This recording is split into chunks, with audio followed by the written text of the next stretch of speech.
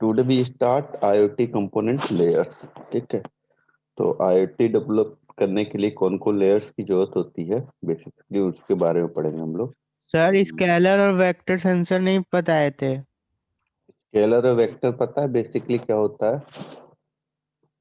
Yes sir.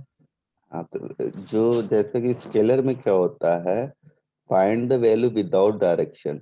ठीक है, तो जो स्केलर सेंसर होते हैं हमारे, स्केलर सेंसर, ठीक है, वो क्या करते हैं, वैल्यू तो फाइंड आउट करते हैं विदाउट डायरेक्शन। ठीक है, लेकिन यहीं पे यदि वेक्टर सेंसर का यूज करेंगे तो वो क्या करेगा, वैल्यू भी देगा और डायरेक्शन भी बताएगा। जैसे विंड स्पीड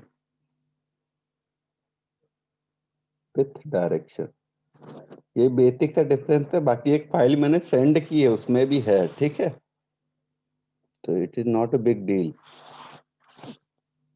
ठीक है, क्लियर हुआ?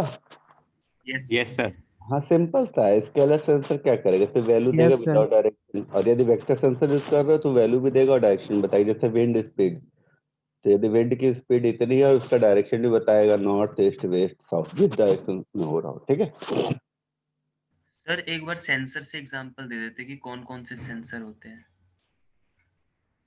सेंसर से एग्जाम्पल, जैसे टेम्परेचर सेंसर हमारे चारों तरफ चारों टाइप के हो सकते हैं। ठीक है, वो वेक्टर भी हो सकता है, स्केलर भी हो सकता है, एनालॉग भी हो सकता है, डिजिटल भी हो सकता है, एंड ऊपर एक्टिव हो सकता है, पैसिव हो सकता है। ठीक है, तो एक ही सेंसर आपके चारों हो सकते हैं। उसी एक सेंसर को हम चारों कह सकते हैं, जैसे उसमें चारों चीजें हों। नहीं, चारों नहीं, मतलब टाइप वर्जन अलग होता है। जैसे DTH11 एंड DTH22। ठीक है, तो एक एनालॉग सेंसर है, दूसरा डिजिटल सेंसर है, पर दोनों किसके लिए, टेम्परेचर के लिए है।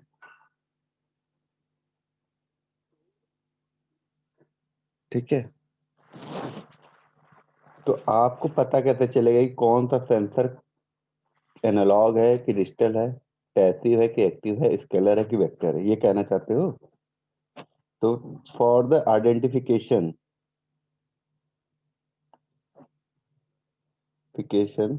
Of any sensor, see the working. ठीक है, उसकी वर्किंग कैसी, यदि उसका output not depend upon other factors, तब इस केस में क्या होगा, सेंसर हमारा क्या होगा? Anyone tell me? Active active sensor. Very good. यदि किसी भी फैक्टर अदर फैक्टर पे डिपेंड नहीं करता है तो सेंसर हमारा कैसा होगा, एक्टिव सेंसर। ठीक है, सेकंड, उसका यदि आउटपुट किस फॉर्म में आ रहा है, डिजिटल फॉर्म में, तो फिर सेंसर कैसा होगा, एक्टिव भी हो गया ये, digital sensor. Digital yes sensor. Sir, active और डिजिटल।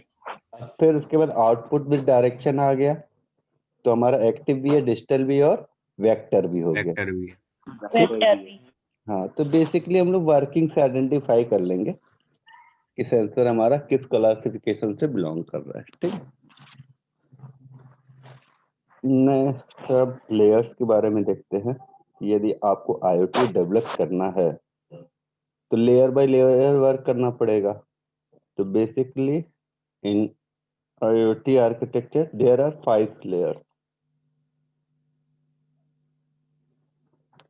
ये लेयर विजिबल है आप लोगों को? Yes sir. ठीक है, तो देयर आर 5 लेयर। यदि बेसिक मॉडल की बात करेंगे तो बेसिक मॉडल में 3 लेयर होते हैं, perception layer, network layer and application layer. Basic model की बात करें, ये स्टैंडर्ड वर्जन है। यदि बेसिक मॉडल की बात करेंगे आप, तो उसमें आएगा perception layer, network layer, application layer.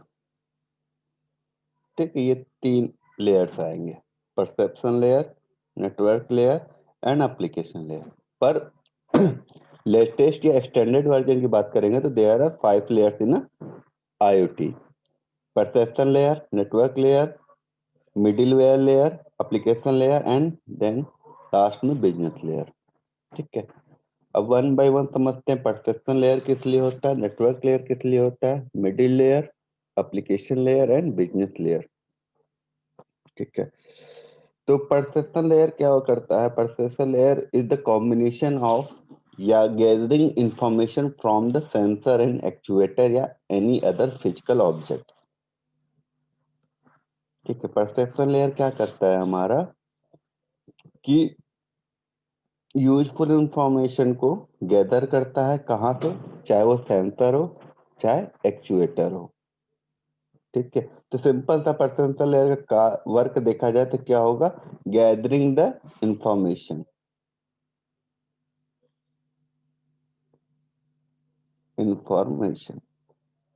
From physical object. Where physical object क्या हो सकता है? फिजिकल ऑब्जेक्ट हमारा क्या हो सकता है? सेंसर भी हो सकता है, एक्चुएटर भी हो सकता है,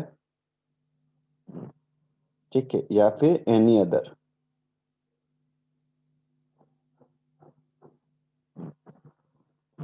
ठीक है, तो definition of perception layer: this is the first layer of IoT architecture. In the perception layer, number of sensor and actuator are used to gather useful information like temperature, moisture content, intruder detection, sound, etc. The main function of this layer is to get the information from surroundings and to pass data to another layer so that some action can be done based on that information. मतलब मैंने function इसका क्या है? Get information from the surrounding. ठीक है, और उसके बाद उसको डेटा को पास कहाँ पे करना है? नेटवर्क लेयर पे। ठीक है, नेक्स्ट है नेटवर्क लेयर। ठीक, तो नेटवर्क लेयर जैसे नाम से पता चल रहा है कि network layer use for transferring the data from one layer to another layer. मतलब परसेप्शन लेयर से मिडिल लेयर में हमारा डेटा पहुंचेगा किससे? With the help of network layer. ठीक है, अब ये नेटवर्क लेयर हमारा कनेक्टेड भी हो सकता है और वायरलेस भी हो सकता है। ठीक है, नेटवर्क लेयर हमारा कनेक्टेड भी हो सकता है और वायर भी हो सकता है। ठीक है, जैसे लिखा हुआ है, it gets data from perception layer and passes data to middleware layer using networking technology like 3G, 4G, Wi-Fi, infrared, Bluetooth. ठीक है, these are the transmission technology, data transmission technology है। This is also called communication layer because it is responsible for communication between perception and middle layer. All the transfer of data done securely, keeping the obtained data confidential. ठीक है, ये also provide the security. Data को confidential रखने के लिए security भी provide करता है नेटवर्क लेयर। तो नेटवर्क लेयर का काम क्या है? परसेप्शन लेयर से डेटा लिया, ठीक, उसको सिक्योर फॉर्म में कन्वर्ट किया, उसके बाद उसको ट्रांसफर किया मिडिल लेयर में।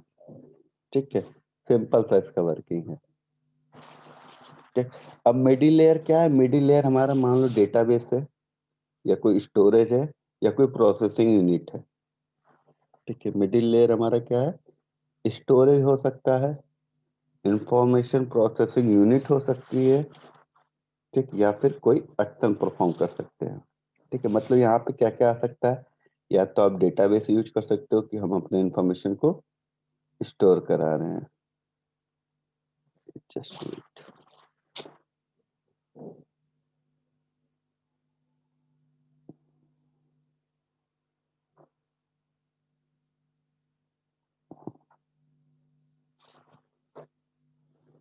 ठीक है, डेटाबेस का यूज कर सकते हैं इंफॉर्मेशन स्टोर कराने के लिए। सेकेंड है इंफॉर्मेशन प्रोसेसिंग। तो इसका मतलब होता है कि इंफॉर्मेशन को प्रोसेस करने के लिए कोई टेक्निक यूज कर सकते हैं, ठीक है, या फिर एक्शन परफॉर्म कर सकते हैं। ठीक है, तो मिडिल लेयर में क्या हो सकता है? डेटाबेस हो सकता है या तो फिर इंफॉर्मेशन प्रोसेसिंग यूनिट हो सकती है। नेक्स्ट है एप्लीकेशन लेयर। ठीक है, एप्लीकेशन लेयर क्या होता है? जनरली इसको देखा जाए तो it is a user interface. ठीक है, या यूजर इंटरफेस एनवायरनमेंट। ठीक है, एप्लीकेशन लेयर पे ही यूजर को समझ में आता है कि हमारा जो आईओटी है वो क्या वर्क परफॉर्म कर रहा है। ठीक है, it is basically user interface environment. ठीक है, कि यूजर को कैसे, जैसे अभी तुम लोग डिस्प्ले देख रहे हो अपने मोबाइल का चाहे लैपटॉप का। ठीक है, तो वो क्या है? एप्लीकेशन लेयर पे आपको विजिबल है। बैक साइड यहाँ से डेटा वहां पे कैसे ट्रांसफर हुआ वो तो आपका कैसे हुआ? थ्रू द सेंसर या physical object, network layer and middle layer. उसके बाद एप्लीकेशन लेयर पे आप उसको व्यू कर रहे हैं। ठीक है। उसके बाद है बिजनेस लेयर। बिजनेस लेयर क्या करता है कि एप्लीकेशन लेयर तो चलो हम लोगों ने इसको देख लिया। बिजनेस लेयर क्या करता है? उसको रिप्रेजेंट करता है या एनालिटिक्स करता है एक इन व्यू ऑफ फ्लो चार्ट या ग्राफ। ठीक है, जैसे सपोज करो हम लोग पे सिंपल सी बात करते हैं कि हम लोग जो कम्युनिकेशन मीडियम यूज कर रहे हैं उसमें बता रहा डेटा स्पीड है इतनी, ऐसे समथिंग लाइक दैट। देखा होगा आपने कभी कभी data speed up and down, up and down, up and down. ठीक है, ये ग्राफ रिप्रेजेंटेशन हुआ। ठीक है, तो बिजनेस लेयर हमें ये भी बताता है कि जो हमारा आर्किटेक्चर है उसका परफॉर्मेंस कैसा है। ठीक है, तो बिजनेस लेयर किस लिए यूज करते हैं? Generally for performance measures.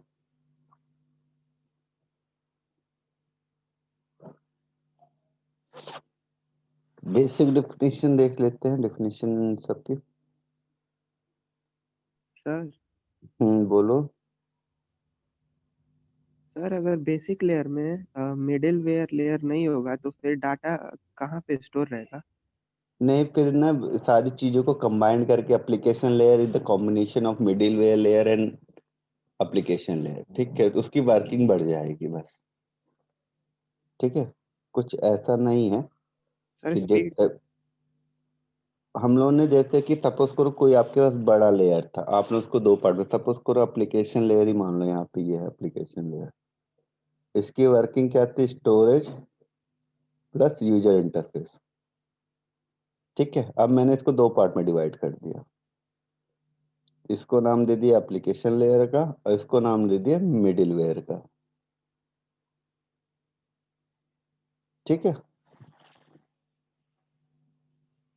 तो इससे हमारे आर्किटेक्चर की जो परफॉर्मेंस होती है वो ऑटोमेटिक इंक्रीज कर जाती है। ठीक है, क्योंकि हमने जहाँ पे दो function in single unit perform कर रहे थे अब इंडिविजुअल परफॉर्मेंस हो रही है। ठीक है, और ये बेसिक मॉडल में तो फिर बेसिक में स्पीड कम हो जाती है। हाँ बस यही है, इसीलिए तो एक्सटेंडेड वर्जन आते हैं। सिंपल सी बात है, यदि परफॉर्मेंस इंप्रूव नहीं हो रही तो किसी का एक्सटेंडेड वर्जन क्यों आएगा? ठीक है। Okay sir. हम्म,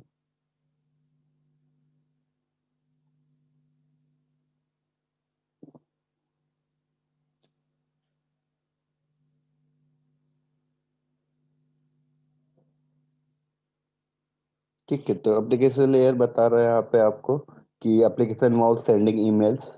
ठीक है, ईमेल सेंड करना ये भी एक यूजर इंटरफेस है। ठीक है, activating alarm, security system, turn on या off a device, smart watch, smart agriculture, these are the application layer. Business layer, success of any day does not depend on your technology using, but it also how being delivered to consumer.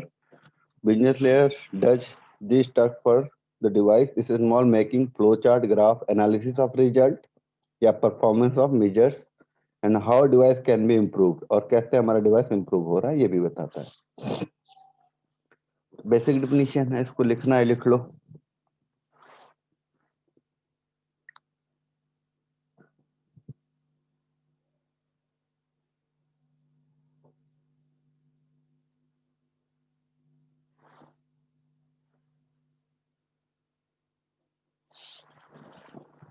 ठीक है, इसमें ये mail भी कर दूंगा कि class over होती।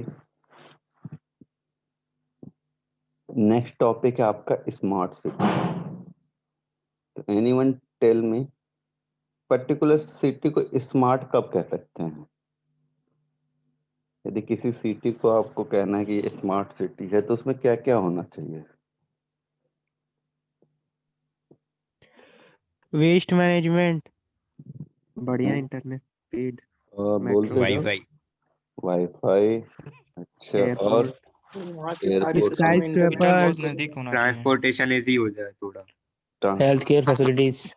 Health care better facility, सब कुछ सिस्टमेटिक होना चाहिए। सिस्टमेटिक होना चाहिए, ठीक है। Proper rules and regulation. और सब इंटरनेट से कनेक्टेड है, जिसकी वजह से सब काम इजी हो जाए। वाईफाई होना बेटर चाहिए ना सर वाईफाई। सर इन्वेस्टर का इंटरेस्ट होना चाहिए। अच्छा, तुम राजनीति में हो? इन्वेस्टर का इन्वेस्टर कुछ नहीं होना चाहिए। स्मार्ट सिटी के केस में हर चीज स्मार्ट होनी चाहिए, ठीक है। जैसे सबसे पहले हमारे यदि कोई भी सिटी होगी तो हम सबसे पहले बेसिकली बात करेंगे ट्रांसपोर्टेशन की, ठीक है। तो there should be smart transportation for smart city. Smart transportation का मतलब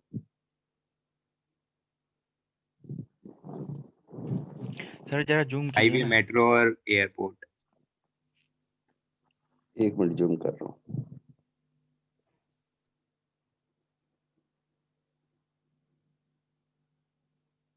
ठीक है, नाउ विजिबल ना।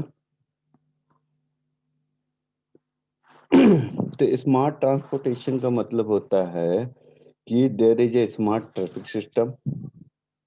हमारा ट्रांसपोर्टेशन तभी स्ट्रांग होगा जब हमारा स्मार्ट ट्रैफिक सिस्टम होगा, ठीक है। स्मार्ट ट्रैफिक सिस्टम का मतलब जो डिले टाइम या वेटिंग टाइम होता है हमारे ट्रैफिक पॉइंट पे, वो क्या होना चाहिए? रिड्यूस होना चाहिए। जब वो रिड्यूस होगा तो हम smartly one place to another place move कर सकते हैं, ठीक है। तो स्मार्ट ट्रांसपोर्टेशन में स्मार्ट ट्रैफिक सिस्टम होना चाहिए, इफेक्टिव रूट गाइडेंस सिस्टम होना चाहिए, ठीक है, और स्मार्ट पब्लिक ट्रांसपोर्टेशन होना चाहिए, ठीक। तो पहले तो स्मार्ट ट्रांसपोर्टेशन होना चाहिए, उसके बेसिक पार्ट्स बहुत सारे हैं, ठीक है। उसके बाद है smart grid and energy utilization. Smart grid and energy utilization का मतलब क्या है? यदि बेसिक में एग्जांपल दे रहा हूँ कि एनर्जी का यूटिलाइजेशन स्मार्ट वे में कैसे किया जाए, ठीक है। तो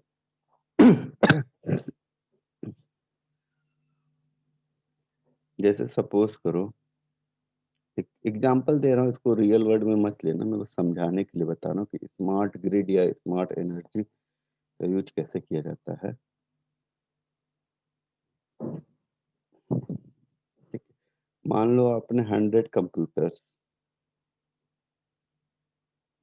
ठीक है, रेंट पे लिए,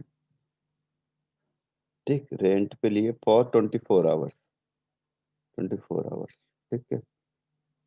100 कंप्यूटर आपने रेंट पे लिए कितने घंटे के लिए? 24 घंटे के लिए, ठीक है, फॉर 24 आवर्स। और मान लो इनका रेंट है आपका 10 रुपीज पर कंप्यूटर, मतलब 1000 रुपये पे करना है। कितने घंटे के लिए? 24 घंटे के लिए, ठीक है। अब यदि आप कंप्यूटर का यूज कर रहे हैं तो यहाँ पे मैंने टाइम पीरियड लिख दिया है। मान लो सुबह के 6 बजे से लेके नेक्स्ट डे सुबह के 6 बजे, फिर शाम का 6 बजे भी आ जाएगा, ये सुबह के 6 बजे, ठीक है। अब यदि यहाँ पे आपको ग्राफ बनाना है कि सबसे ज्यादा टाइम कंप्यूटर किस टाइम पीरियड में यूज हुआ होगा, यदि आपने एक लैब बना दी है जिसमें 100 कंप्यूटर आप लेके आए हैं बाहर से, और उस कंप्यूटर का सबसे ज्यादा यूटिलाइजेशन किस टाइम पीरियड में होगा? दिन में सर। 9 to 5 कह सकते हैं हम उसको। This Yes, time sir. Highly used. उसके बाद वो रिड्यूस होना चालू हो जाएगा, ठीक है। और मेरे ख्याल से रात के 12 बजे से लेके शाम के सुबह के 6 बजे तक उसका यूज 0 होगा मेरे ख्याल से, या मान लो 2-3 कंप्यूटर यूज हो रहे होंगे, ठीक है। तो अब हमने पे किसके हिसाब से किया? 24 घंटे मतलब 1 डे के हिसाब से। यदि इसको मैं रिप्लेस कर दूं 1 डे से, मैंने पे किया डे के हिसाब से, लेकिन यूटिलाइजेशन कैसा हुआ, आवर के हिसाब से। तो इसे स्मार्ट यूटिलाइजेशन तो हम कह नहीं सकते, ठीक है। तो for the smart utilization here we pay according to hours, ठीक है। तो स्मार्ट ग्रिड एनर्जी और स्मार्ट यूटिलाइजेशन के केस में क्या होता है, जितना आप एनर्जी का यूज करेंगे उतना ही पे करेंगे, ठीक है, अकॉर्डिंग टू आवर बेसिस, ठीक है। समझ गए, ये एग्जांपल था जस्ट, स्मार्ट ग्रिड और स्मार्ट एनर्जी। स्मार्ट बिल्डिंग, अब स्मार्ट बिल्डिंग सिस्टम में क्या होगा, सिक्योरिटी अलार्म होगा, ठीक है, फायर अलार्म होगा, ठीक, and many other things. Smart farming and agriculture, अब स्मार्ट फार्मिंग एंड एग्रीकल्चर में क्या हो सकता है, तो for the smart farming we can use smart technology such जैसे मॉइस्चर रीडिंग, ठीक है, एंड क्वालिटी ऑफ सॉइल, ठीक है, मतलब हमारी मिट्टी की क्वालिटी क्या है, तो उसके रिस्पेक्ट में जैसे सर मॉइस्चर रीडिंग के हेल्प से हम क्या कर सकते हैं, सपोज करो कि अभी हमें अपने मतलब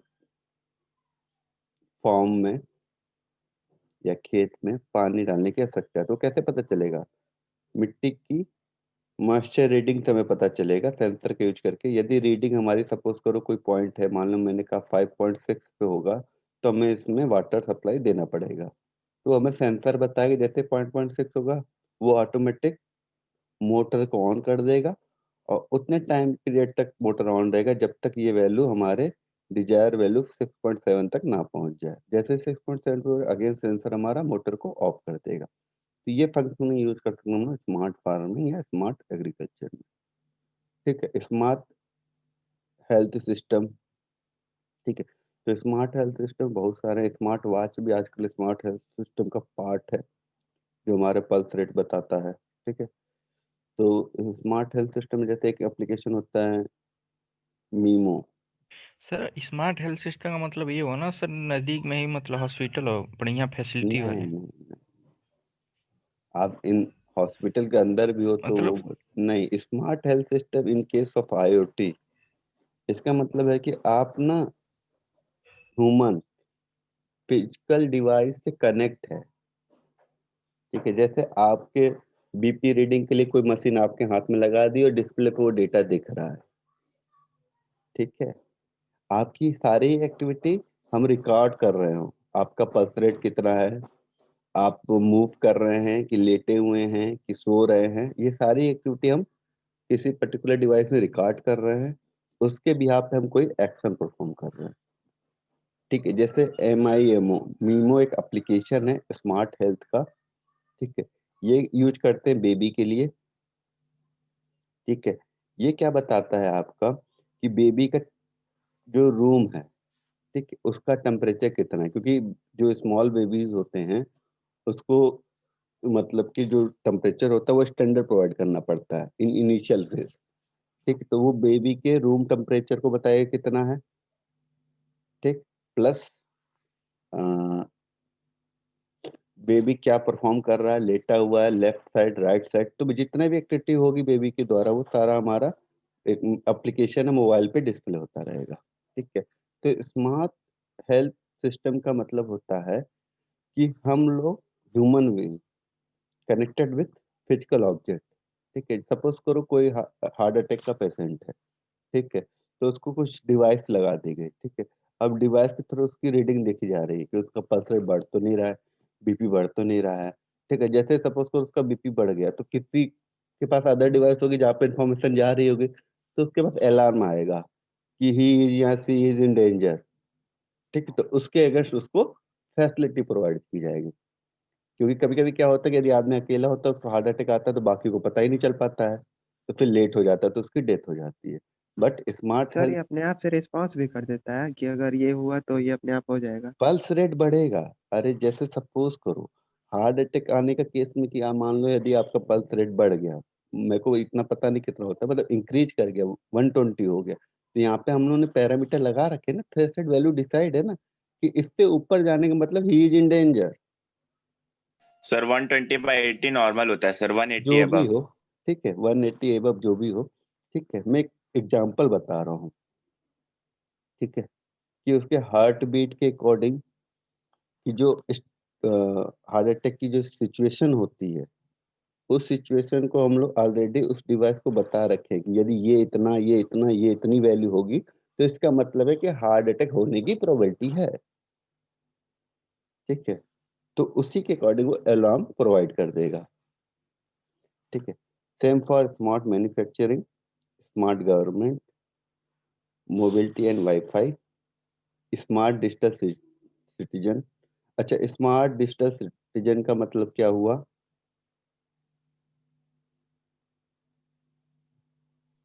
सबके पास नेट हर कनेक्शन व्यक्ति के पास स्मार्टफोन हो, हाँ है, वो तो है। और कुछ इसके बाद स्मार्ट वॉच आ सकता है। स्मार्ट वॉच आ सकते हैं, हाँ, इस बहुत सारी स्मार्ट चीजें हैं बाइक आज या के। साइकिल। हाँ हाँ हाँ, बहुत सारी चीजें हैं, ठीक है। वेयरेबल डिवाइसेस हैं आजकल बहुत सारी, ठीक। जैसे गूगल ग्लास हो गया, ठीक है। तो many things use in smart citizen. Sir Google glass क्या होता है? गूगल ग्लास मतलब स्टोरेज डिवाइस है वो भी। उसके अंदर कैमरा एंड माइक और स्पीकर होता है, जिससे आप सामने वाली चीजों को देख सकते हैं, रिकॉर्ड कर सकते हैं, ठीक है। और कहीं पे भी डेटा ट्रांसफर करना है तो उसको ट्रांसफर कर सकते हैं। जैसे चश्मा लगाए हम, उसी को कहते हैं, ठीक है। चश्मा लगा रखो, मैं सिंपली मेरे चश्मे में कैमरा लगा होगा, ठीक है। मेरे चश्मे के साइड में स्पीकर और माइक लगा होगा, ठीक है। कैमरा ऑटोमेटिक सामने वाली चीजों को रिकॉर्ड करेगा। तो स्मार्ट सिटीज के बेसिक कंपोनेंट ये सारे हैं कि पर्टिकुलर किसी सिटी को स्मार्ट कब कहा जाएगा। तो यदि जनरली देखा जाए तो सारी जगह हमारा क्या है, आईओटी ही है।